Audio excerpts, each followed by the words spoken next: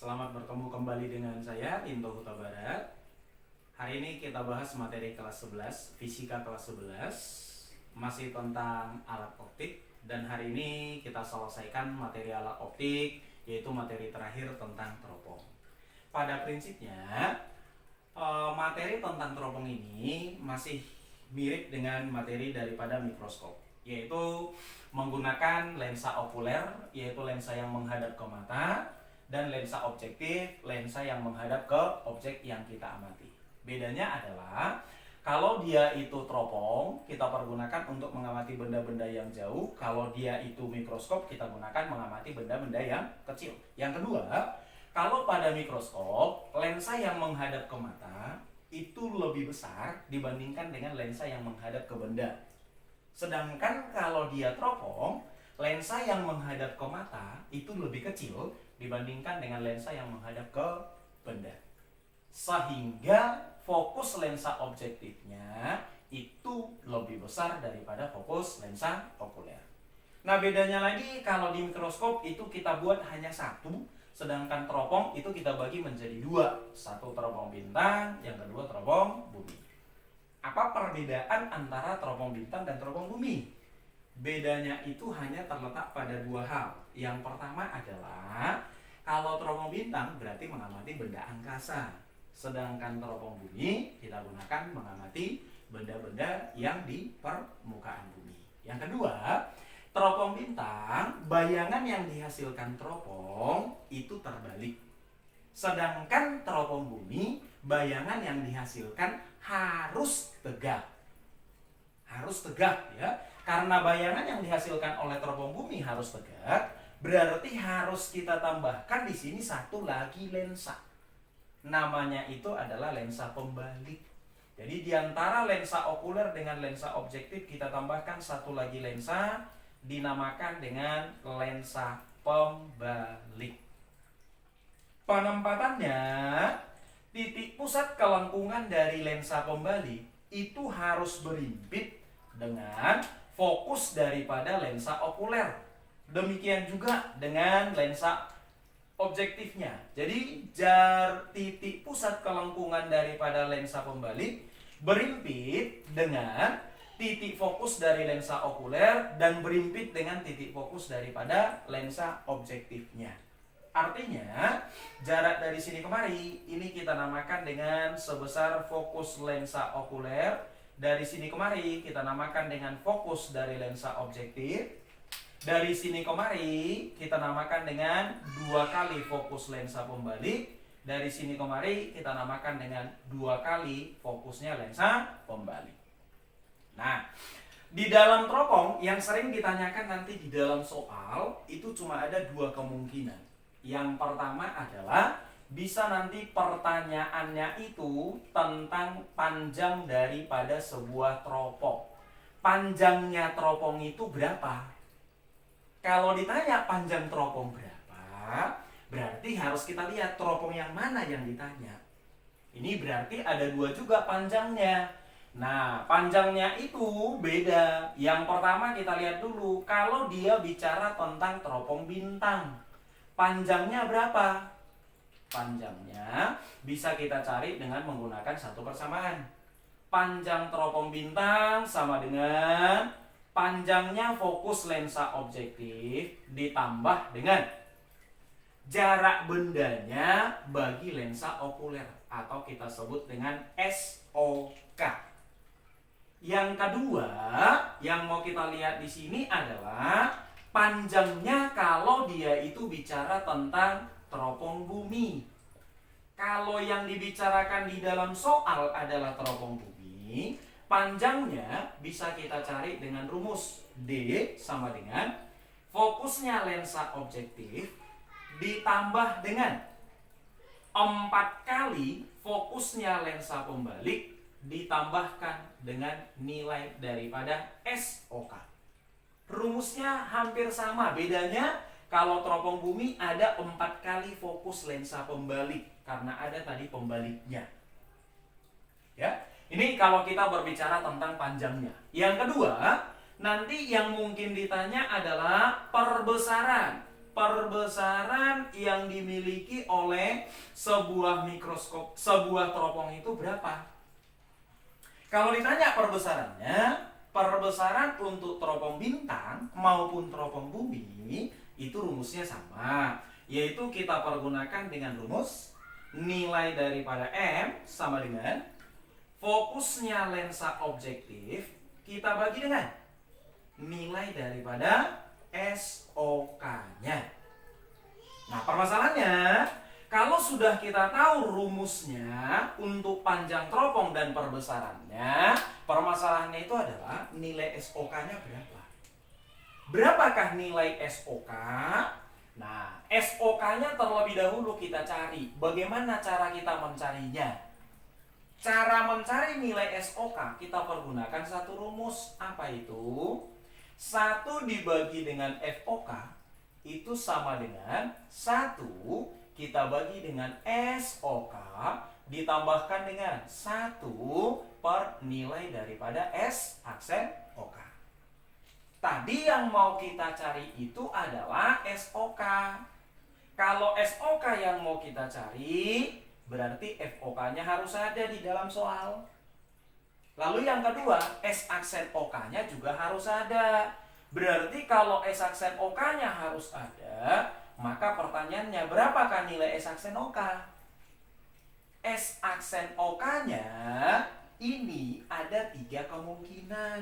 Apa itu? Tergantung pengamatannya. Yang pertama, ada kemungkinannya itu adalah pengamatan tanpa akomodasi. Yang kedua, pengamatan akomodasi maksimum. Yang ketiga, pengamatan akomodasi pada jarak X. Sama seperti mikroskop. Kalau dikatakan pengamatan tanpa akomodasi, itu artinya adalah bayangan yang dihasilkan oleh teropong itu kita letakkan di titik jauh daripada mata. Sehingga S aksen OK-nya harus sama dengan minus titik jauh. Berapa minus titik jauhnya? Titik jauh tergantung pengamatannya, apakah bermata normal atau tidak. Kalau bermata normal berarti titik jauhnya adalah tak hingga. Yang kedua, akomodasi maksimum. Akomodasi maksimum berarti ini artinya adalah bayangan yang dihasilkan oleh teropong itu kita buat di titik dekat daripada mata. Sehingga S aksen OK-nya itu sama dengan minus titik dekat. Nah, kalau sudah tahu ini, kita lihat yang ketiga, akomodasi pada jarak X. Berarti itu artinya bayangan yang dihasilkan oleh mikroskop kita letakkan pada jarak X. Sehingga S aksen OK-nya itu sama dengan minus X. Berarti kalau S aksen OK-nya sudah ketemu, kita masukkan kemari, berarti SOK-nya ketemu. Kalau SOK-nya sudah ketemu, maka panjangnya bisa kita cari, perbesarannya juga bisa kita cari. Oke, kita lihat contoh soal. Yang pertama, jarak titik api lensa objektif dan lensa okuler teropong bintang masing-masing 150 cm dan 50 cm. Kita lihat dulu yang diketahui. Di sini dikatakan di dalam soal, jarak titik api masing-masing lensa objektif dan lensa okuler. Berarti ini yang 150 cm kita namakan dengan FOB, kemudian yang 50 cm itu adalah FOK. Untuk pengamatan tanpa akomodasi bermata normal, tentukan panjang teropong. Oke, ini pertanyaannya adalah panjang teropong. Kalau ditanya panjang teropong, kita harus lihat dulu teropong apa yang dipakai. Yang dipakai adalah teropong bintang. Berarti kalau teropong bintang, panjangnya teropong bintang apa? Panjangnya teropong bintang itu cuma satu. Apa itu? Nilai FOB ditambah dengan nilai daripada SOK. FOB-nya sudah ada. Sekarang pertanyaannya, SOK-nya berapa? Nah, kalau ditanya SOK, sama seperti tadi, cari dengan rumus 1 per FOK itu sama dengan 1 per SOK plus 1 per S aksen OK. FOK-nya ada, yang mau kita cari ini. Nah, sekarang SOK-nya berapa? S aksen OK-nya berapa? Lihat pengamatannya. Katanya pengamatan tanpa akomodasi. Kalau tanpa akomodasi, S-aksen OK-nya berapa? Ya, kalau tanpa akomodasi, S-aksen OK-nya itu sama dengan minus titik jauh. Berapa titik jauhnya? Bermata normal. Kalau bermata normal, titik jauhnya berarti minus tak hingga. Berarti kalau kita masukkan minus tak hingga nih ke sini, berarti akan kita peroleh masukkan minus tak hingga. Berarti 1 per nilai FOK. FOK-nya tadi adalah 50 sama dengan 1 per SOK-nya kita cari plus S-aksen OK tak hingga. 1 dibagi tak hingga 0. Berarti kalau kita balik SOK-nya ketemu hasilnya iya 50 cm. Kalau SOK sudah ketemu, berarti D-nya ketemu. Maka kita buat D-nya sama dengan FOB-nya tadi besarnya 150 plus SOK-nya. SOK-nya tadi adalah 50 cm. Berarti panjang teropong bintangnya sama dengan 200 cm. Nah, ini kalau kita lihat untuk soal nomor 1. Nomor 2. Dikatakan di sini sebuah teropong bumi. Oh, ini teropong bumi nih. Fokus objektif, berarti ini FOB. Fokus pembalik, berarti ini fokus pembalik FP. Dan fokus okuler, berarti ini FOK, 6 cm. Jika titik dekat mata 30 cm, titik dekat, berarti ini artinya adalah nilai titik dekat. Nah, nilai titik dekatnya. Maka tentukanlah panjang dan perbesaran teropong pada saat pengamatan akomodasi maksimum. Akomodasi maksimum syaratnya apa? Akomodasi maksimum itu syaratnya adalah S-aksen OK sama dengan minus titik dekat. Berarti kalau S-aksen OK sama dengan minus titik dekat, apa yang pertama bisa kita cari? Yang pertama bisa kita cari adalah nilai SOK-nya. Dari mana? Dari rumus kita 1 per FOK sama dengan 1 per SOK plus 1 per S-aksen OK. Masuk? FOK-nya tadi 6, berarti 1 per 6. Sama dengan SOK-nya kita cari. S-aksen OK minus titik dekat. Titik dekatnya 30, berarti menjadi minus 1 per 30. Pindah ruas. Ini langsung kita buat ke per 30. Berarti kalau per 30, 5 plus 1 per 30 sama dengan SOK. Kesimpulannya dapat nilai SOK sama dengan iya 30 dibagi 6, berarti 5 cm. Sudah dapat SOK. Lalu pertanyaannya tadi apa? Pertanyaannya panjangnya berapa? Nah, kalau ditanya panjangnya, karena ini dia teropong bumi, berarti rumusnya tadi FOB plus 4 kali fokusnya pembalik plus nilai daripada SOK. Tinggal masukin aja. FOB-nya tadi 100 ditambah dengan 4 kali fokus pembalik. Fokus pembaliknya 10, berarti kita kali dengan 4, hasilnya 40 ditambah SOK-nya sama dengan 5. Berarti hasilnya ini hasilnya berarti 145 cm. Yang kedua, kita cari perbesarannya. Perbesarannya apa? Semua teropong perbesarannya sama, baik itu bintang maupun teropong bumi. Apa itu? Tetap FOB kita bagi dengan SOK. FOB-nya tadi sudah tahu 100. SOK-nya ketemu tadi 5, maka kalau kita buat 100 dibagi 5 sama dengan 20 kali. Inilah untuk soal kita nomor 1 dan nomor 2. Sekarang kita akan review materi kita yang sebelumnya, yaitu tentang mata dan kacamata. Kita lihat latihan soal. Ini ada saya buat 2 soal. Yang pertama, titik jauh seseorang miopi adalah 1 meter. Agar dapat melihat benda di jauh tak hingga, maka tentukanlah fokus kacamata yang digunakan. Kalau ditanya fokus, rumusnya apa? Untuk kacamata jangan lupa Fokus itu rumusnya masih tetap sama, 1 per F sama dengan 1 per S plus 1 per S aksen. Ingat kembali, apa itu S, apa itu S aksen. Untuk materi kacamata, biar lebih gampang dipahami, kemarin sudah kita pelajari bahwa yang dinamakan dengan nilai daripada S aksen itu adalah jarak yang masih dapat dilihat oleh pengamat pada saat dia itu belum menggunakan kacamata. Jadi berapa jarak yang bisa dilihat sebelum dia menggunakan kacamata? Itu S aksen. Dengan catatan, S aksen jangan lupa selalu berikan tandanya itu adalah bertanda minus. Sedangkan kalau yang dinamakan dengan S itu adalah jarak yang akan dilihat. Dia pengen lihat jarak berapa? Berarti tergantung soal. Tapi perhatikan nanti, bisa nanti dikatakan di dalam soal supaya dia bisa melihat seperti orang normal. Supaya bisa melihat normal. Kalau dikatakan supaya bisa melihat normal, S itu berarti cuma 2 kemungkinan.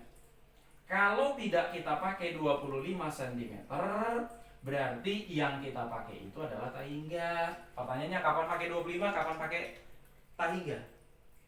Ya, 25 apabila dia itu adalah seorang penderita rabun dekat atau orang yang hanya mampu melihat benda-benda yang jauh atau yang sering kita sebut dengan hipermetropi. Sedangkan tahingga ini akan kita pergunakan apabila dia itu adalah penderita rabun jauh atau hanya mampu melihat benda-benda yang dekat. Maka kita lihat nih di soal. Titik jauh seseorang miopi adalah 1 meter. Pertanyaannya, ini jarak yang bisa dilihat kapan? Sebelum pakai kacamata atau sesudah? Tentu saja sebelum pakai kacamata. Berarti sebelum. Ini nilai apa? Kalau sebelum pakai kacamata, berarti ini tadi nilai S aksen. S aksen jangan lupa kasih tandanya minus. Berarti ini adalah S aksennya minus 1 meter. Agar dapat melihat benda di jauh tahingga, ini yang ingin dilihat. Yang ingin dilihat berarti itu adalah S. Ditanya, fokusnya berapa? Kalau ditanya fokusnya berapa, berarti cuma 1 rumusnya. 1 per F sama dengan 1 per S plus 1 per S aksen. Maka kita buat 1 per F sama dengan S-nya tahingga. S aksennya minus 1, berarti jadi minus 1 per 1. 1 dibagi tahingga 0. Berarti kalau kita balik, fokusnya harus berapa? Minus 1 meter. Berarti kacamata yang dipergunakan harus memiliki fokus 1 meter, kacamatanya kacamata negatif. Itu untuk soal nomor 1. Kita lihat untuk soal kita yang nomor 2. Nomor 2 nih, yang diketahui apa? Titik dekat mata seseorang adalah 50 cm. Ini titik yang bisa dilihat sebelum pakai kacamata. Berarti kalau sebelum pakai kacamata, itu tadi berarti nilai apa? S aksen. Kalau S aksen jangan lupa tandanya apa? Tandanya harus minus. Berarti ini minus 50 cm. Agar dapat membaca dengan normal. Nih, berarti kalau dia membaca dengan normal, membaca itu di titik jauh atau di titik dekat? Di titik dekat. Karena membaca di titik dekat, berarti S-nya ya titik dekatnya 25 cm. Ditanya kuat lensanya berapa? Gimana cara nyari kuat lensa? Kuat lensa itu kita cari dengan menggunakan rumus. Rumusnya itu adalah nilai P sama dengan 1 kita bagi F kalau F-nya satuannya meter. Atau 100 kita bagi dengan F kalau F-nya satuannya adalah cm. Maka Kalau dia kita cari kuat lensanya pakai rumus ini, maka yang pertama kali kita cari adalah nilai fokusnya. Cari dulu fokusnya. Dari rumus 1 per fokus sama dengan 1 per S plus 1 per S aksen. Nilai daripada F-nya kita cari, nilai S-nya tadi adalah 25, S aksen tadi minus 50, sehingga kita buat plus dikali minus 1 per 50. Kita samakan penyebut, jadinya kita buat ke per 50, berarti ini jadinya 2 kurang 1, sehingga kita balik, fokusnya sama dengan 50 dalam cm. Karena fokusnya 50 dalam cm, sehingga kuat lensa kita cari dengan rumus 100 dibagi fokus. Fokusnya 50, maka 100 dibagi 50 adalah 2 dioptri. Inilah untuk soal kita yang nomor 2. Kita lihat contoh soal yang ketiga. Sebuah loop dengan fokus 5 cm dipergunakan orang bermata normal untuk mengamati benda dengan berakomodasi maksimum. Tentukanlah jarak benda ke loop dan perbesaran loop. Soal kita nomor 3, materinya adalah materi tentang loop. Ditanya jarak benda. Kalau ditanya jarak benda masih sama seperti tadi. Tetap kita gunakan 1 per F sama dengan 1 per S plus 1 per S aksen. Fokusnya sudah ada di dalam soal, 5 cm. S-nya ini yang mau kita cari. S aksen berapa? Nah, lihat pengamatannya akomodasi maksimum. Kalau akomodasi maksimum berarti nilai S aksen jangan lupa sama dengan minus titik dekat. Titik dekatnya berapa? Kalau nggak disebutkan orangnya itu bermata normal atau tidak, berarti itu artinya bermata normal. Kalau bermata normal berarti nilai titik dekatnya 25 cm. Maka untuk ini kita buat S aksennya adalah minus 25 cm. Maka tinggal kita masukin aja. Berarti kalau kita masukkan kemari 1 per fokus, fokusnya 5 sama dengan 1 per S kita cari. S aksen minus 25 plus kali min, berarti minus 1 per 25. Pindah ruas langsung samakan penyebut ke per 25. 25 dibagi 5, 5 kali 1, 5. Minus pindah ruas berarti jadi plus. Ini yang sama dengan 1 per S. Berarti nilai S nya sama dengan 25 per 6 cm. Inilah letak bendanya. Nah yang kedua, perbesarannya. Jangan lupa, kalau kita berbicara tentang loop, perbesaran loop itu ada 3. Apa itu? Yang pertama, ada perbesarannya yang tanpa akomodasi. Yang kedua, perbesaran akomodasi maksimum. Yang ketiga, perbesaran akomodasi pada jarak X. Kalau tanpa akomodasi? Tanpa akomodasi, nilai M sama dengan titik dekatnya berapa dibagi dengan fokusnya. Akomodasi maksimum, perbesarannya adalah titik dekatnya berapa dibagi fokus tambah 1. Akomodasi pada jarak X, perbesarannya adalah titik dekat dibagi fokus ditambah titik dekat dibagi dengan X. Karena permintaannya tadi adalah berakomodasi maksimum, berarti yang kita pakai yang ini. Berarti kalau yang kita pakai nih, masuk titik dekatnya bermata normal 25, fokusnya 5 tambah 1. 25 dibagi 5, 5 tambah 1, 6. Inilah perbesaran untuk loopnya.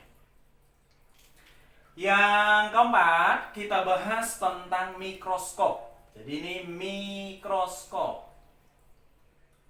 Di dalam soal kita lihat di sana katanya ada fokus objektifnya. Ini adalah nilai daripada FOB-nya. Kemudian yang ini adalah nilai F okulernya. Jika jarak benda ke lensa objektif. Jarak benda ke lensa objektif itu namanya adalah SOB-nya. Jadi SOB-nya 1,1 cm. Maka pertanyaannya, berapakah perbesaran mikroskop? Nah, kita lihat. Jangan lupa, perbesaran mikroskop berarti kita cari dari rumus MOB kali dengan nilai MOK. Cara nyari MOK? Karena pengamatan akomodasi maksimum sama seperti loop, berarti kita pakai pengamatan akomodasi maksimum. Pengamatan akomodasi maksimum berarti kita peroleh perbesaran okuler sama dengan titik dekatnya berapa, bagi dengan fokus okulernya berapa, tambah dengan 1. Titik dekatnya bermata normal berarti 25, fokus okulernya 5 tambah 1 berarti perbesarannya adalah 6 kali. Ini untuk perbesaran okulernya. Perbesaran objektif. Perbesaran objektifnya itu perbesarannya adalah perbandingan bayangan. Jadi S aksen OB per nilai daripada SOB-nya. Sekarang kita lihat di dalam soal. Ada nggak nilai S aksen? Karena S aksennya belum ada, berarti kita cari 1 per FOB sama dengan 1 per SOB plus 1 per S aksen OB. Maka akan kita peroleh 1 per FOB-nya tadi ada 1 per 1 sama dengan SOB-nya 1,1 ditambah dengan 1 per S aksen OB. Pindah ruas, samakan penyebut ke per 11. Berarti kalau ke per 11 ini jadi 11. Ini kalau ke per 11 berarti jadi minus 10. Ini sama dengan 1 per S aksen OB. Kita balik, berarti S aksen OB-nya ketemu sama dengan 11 cm. Kalau sudah dapat ini 11 cm, maka tinggal kita masukkan aja. Hasilnya berarti nilai MOB sama dengan S aksen 11. SOB-nya tadi sama dengan 1,1. Berarti 11 dibagi 1,1. Berarti perbesarannya ini sama dengan 10 kali. Berarti kalau sudah dapat MOB-nya 10 kali, masuk ke atas, maka perbesaran total mikroskopnya sama dengan MOB-nya itu tadi adalah 10, MOK-nya itu tadi 6.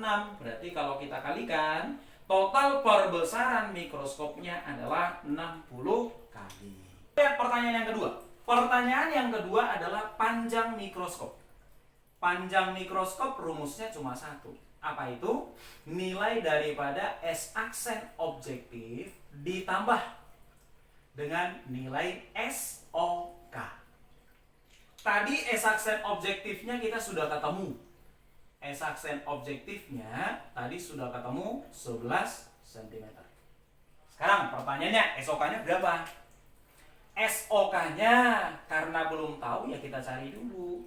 Dari 1 per FOK sama dengan 1 per SOK plus 1 per S aksen OK. SOK-nya yang mau kita cari, berarti S aksen OK-nya berapa? Karena pengamatannya tadi adalah akomodasi maksimum, berarti S aksen OK-nya minus titik dekat.